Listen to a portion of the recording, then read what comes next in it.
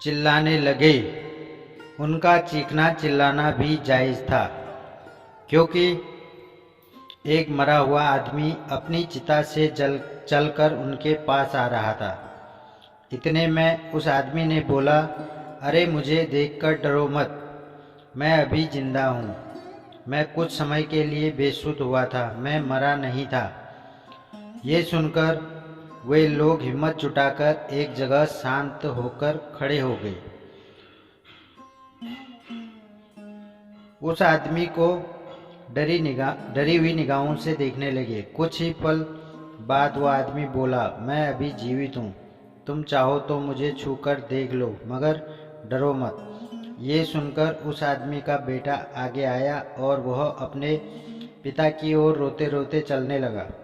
इतने में उस आदमी ने भी थोड़ी आगे चलकर अपने बेटे को गले से लगा लिया। इसके बाद उसका बेटा उसे अपने घर वापस ले आया। उसके बाद कुछ दिन इसी चर्चा में बीत गए कि वो आदमी मरने के बाद जिंदा हो गया, और जो भी उस आदमी से मिलता वो उससे यही पूछता कि तुम्हें क्या हुआ था। ये सुनकर वह आदमी पता नहीं कहकर चुप हो जाता, क्योंकि असल में वह यमलोक में यमराज के साथ हुई सारी बातें भूल चुका था। लेकिन उसके कानों में एक आवाज़ गूंजती थी कि तुम्हारी पत्नी तुमसे बदसलूकी करे तो 3 बार यम यम यम बोलना।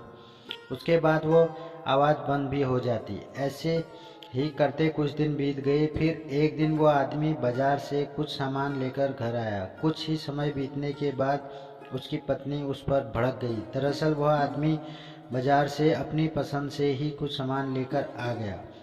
इसी बात पे उसकी पत्नी उसे खरी खोटी सुनाने लगी। वह आदमी उसे समझाने की कोशिश कर रहा था कि बाजार में वह सामान नहीं मिल रहा था जो उसकी पत्नी ने मंगाया था, लेकिन उसकी पत्नी उसकी एक भी बात सुनने को तैयार नहीं थी।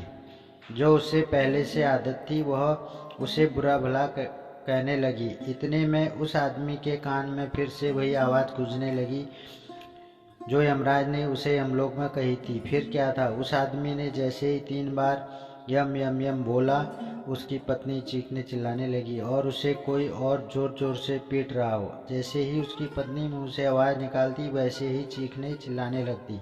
उसको देखकर परिवार के सभी लोग चकित रह गए। किसी को भी समझ नहीं आ रहा था कि आखिर वो ऐसा क्यों कर रही है।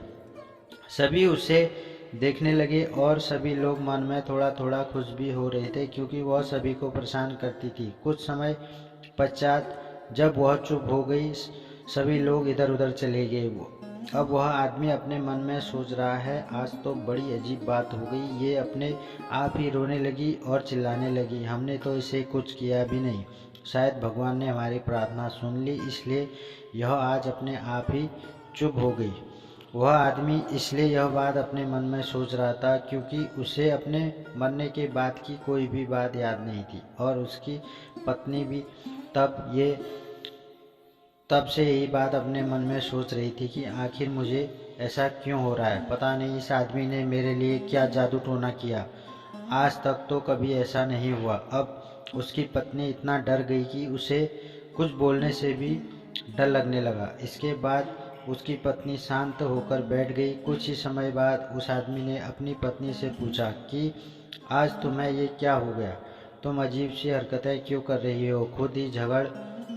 दोस्तों माफ़ कीजिए, वीडियो लंबी हो जाएगी, इसलिए आगे की कहानी मैं अगली वीडियो में डालूंगा। कहानी पसंद आ रही है तो वीडियो को लाइक और चैनल को सब्सक्राइब करना, जिससे आगे की कहानी की वीडियो आप तक पहुंच सके।